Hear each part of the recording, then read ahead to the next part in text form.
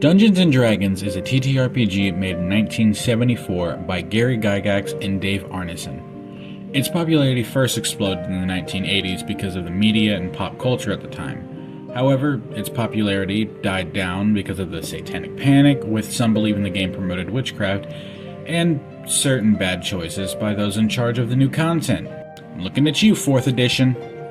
Its popularity rose again in the 2010s because of the release of 5th edition, which made the game more simple and easier to understand, as well as media like Critical Role, which giant renaissance, and its pretty sizable part in Stranger Things. Now, those of us who play D&D have our own fairly large community where we can express ourselves however we want. Unfortunately, that's not always a good thing. Hi there, I'm Michael. Thanks for coming to my tower and listening to me talk for a little bit. In our community, it's sadly all too common to hear about people having a bad experience at a table.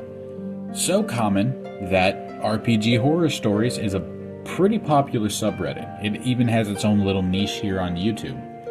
While each story is unique, a lot of the really bad ones can be boiled down to someone being made uncomfortable because of how others acted, whether it's players or the DM. In my experience in reading those stories, or listening to people read those stories, because thank God I've never had an RPG horror story of my own, but it's probably going to happen. The most common thing you'll hear when reading a particularly bad horror story is the DM wanting to create a quote-unquote gritty and realistic world like Game of Thrones. But them wanting a gritty and realistic game usually just means I'm gonna be racist to your characters and women are probably gonna be treated very poorly. Which, that's not fun for anybody. I mean, unless you're stupid. Nobody wants to sit at the table and hear how the DM describes your half-elf rogue getting groped in a tavern. It just makes everybody uncomfortable. A gritty campaign shouldn't be one where you feel uncomfortable by yourself. A really good, gritty game is one that makes everybody at the table feel unnerved. Unnerved, not uncomfortable. That is a very important distinction to make. Take the opening scene of Invincible Season 2, Episode 4. With Invincible, you're primed to dislike the Viltrumites, hate them even. They're not good people. They are intergalactic threats that take over planets. But the opening scene where you just see how a virus ravages through their society and kills almost all of them doesn't feel like justice. It's a scene that makes you feel something for them even if you know you probably shouldn't. The sight of all the bodies on such a large scale is exactly what makes it so gut-wrenching. That's gritty done right. A properly gritty game shouldn't make you, as the players, want to go home and eat your comfort food. Even though you probably want to do that anyway. I can't blame you. Food is truly amazing. A gritty game should stir you and your character to action. It should make you want to help the people you see from whatever's causing them strife. One thing I've found that helps in the games that I've run is scale.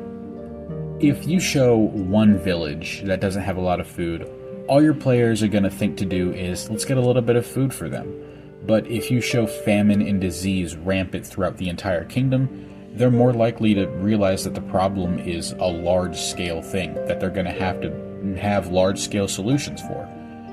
Something that really helps show what's going on in the world is the way you describe things, which is one thing a lot of new DMs struggle with doing because they don't want to fail and make the experience turn bad for their players because they didn't describe something good enough. The only way you're gonna get better at it is practice. And if you want to get decent before you go into your first game as a DM, load up Skyrim. You're watching D&D content, you probably have Skyrim. And just pick an area and describe what you see. If you want to do it a little bit more in the deep end, go to an area full of NPCs and describe what you see all the NPCs doing. It's also good to do some prep work on the descriptions of places that you know your players are going to visit, usually MacGuffin areas, because it'll be a lot less flashbangy, I don't know how else to describe it, when they ask for specifics. The phrase "actions speak louder than words" is pretty important here. If you wanted to describe a disease-ridden world, look at the Redwater Den in Skyrim.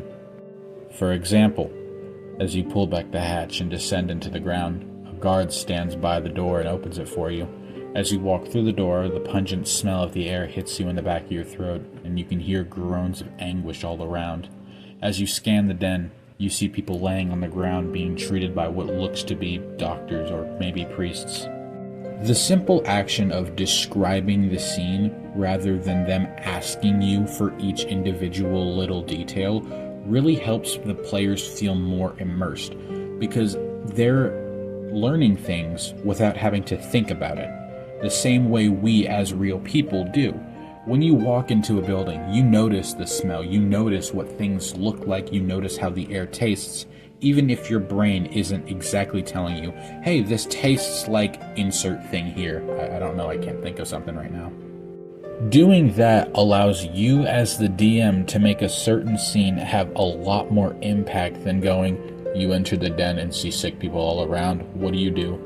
And if your party's fine with it, because again, we want to avoid making people uncomfortable, you might be able to describe what someone who has the disease looks like.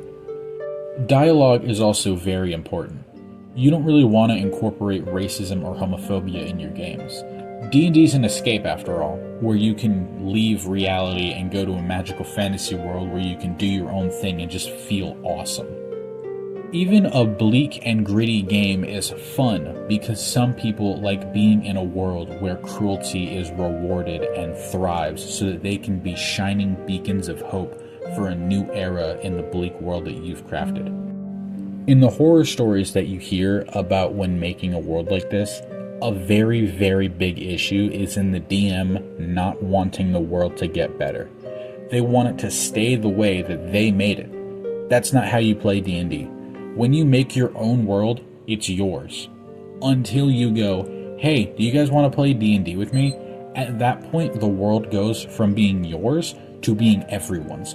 Your players should have just as much control over the story as you do. More, even. I love Dungeons & Dragons because I love medieval fantasy things that let me incorporate my own logistical systems. Which brings me to realism. Having a realistic game isn't easy. Also, editing me, cutting in right now, you can have a realistic world without having a bleak world. The two aren't mutually exclusive. And you can also have a bleak world that's not realistic. Do whatever you want. It's your world, my guy. You often have to sacrifice a few bits of fun if you want a realistic game. It's usually through getting rid of a few quality of life homebrew rules that make the world feel more realistic. For one, keeping track of ammo. If your ranger only has 20 arrows, then they better specify that they collect them after a battle or that they buy more in town. Or maybe they just don't have arrows anymore. Encumbrance. Nobody really likes encumbrance. It makes a lot of games a slog when you have to check your carrying capacity to see if you can hold a new sword, but that's kind of the point. Nobody likes playing with encumbrance, but ignoring encumbrance is not realistic. So if you want a realistic game, you better hope you have a decent strength score or a bag of holding. Both work equally well. It's not realistic that your players can store 18 swords in their back pocket because they didn't want to use encumbrance.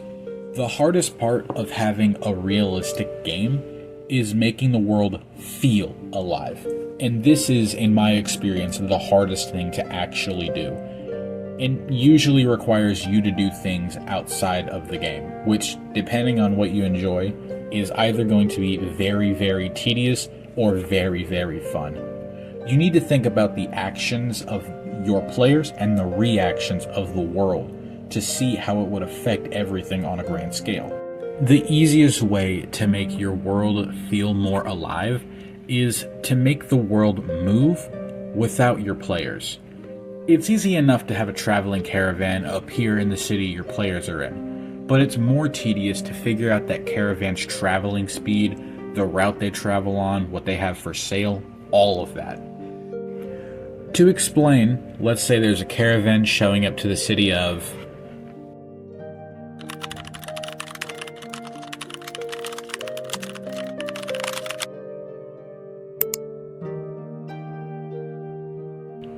Yerstead.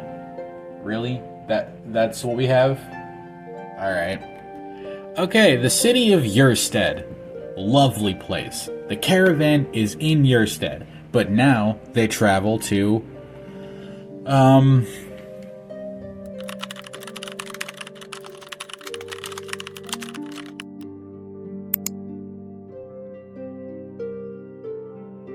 Vaufield. Vaufield, really? That's what we're doing now? We have Yerstead and Vaufield. Can we increase the budget a little, please? No? I should have used Don John. Okay, so they started in Yerstead, now they're in Vaufield. Well, what towns did they pass by where they could buy things like crops or meat? Maybe the party tries catching up with them, but the caravan is on a schedule and they stick to that schedule. It might be faster for the party to wait for them in one city, knowing that they'll be back eventually. That gives you as the DM time to come up with more local things for them to do. It also takes off a lot of the strain of having to build an entire city on the fly, which does also save you from retconning when you inevitably forget to write down the magic shop that they visited that you just made out of thin air. Now, I'm not going to tell you that in order to have a good game, you need to have an entire logistical trade network between every kingdom equipped with political NPCs, house alliances, exports, imports, all that kind of stuff. You don't need that. That's part of the magic of D&D. You need none of that to have an amazing time. Something that really helps with making the world feel alive that I do in pretty much all of my games is I pick a few NPCs, ones that I know the party are going to interact with a decent bit, like a guild receptionist, a bartender, that one random NPC who has a funny name that you created in the blink of an eye. Take them, give them some backstory. Not like a PC backstory, but just a few things that make them feel like actual people. Funnily enough, something you can do that's actually a lot easier than you'd think is create some beef between them and another NPC. The players being able to see drama that they aren't exactly involved in directly really does make the world feel more alive and real, because it shows that not every single minute little detail revolves around them. Hi. We've reached the end of the video. Now, I don't think it's going to be that long, but if you watched all the way to the end, thanks. Clearly, you enjoy my content, so please like and subscribe. And because I'm a small channel, feel free to give me any tips in the comments. I really hope this isn't going to be my only upload. I'll see you later. I hope.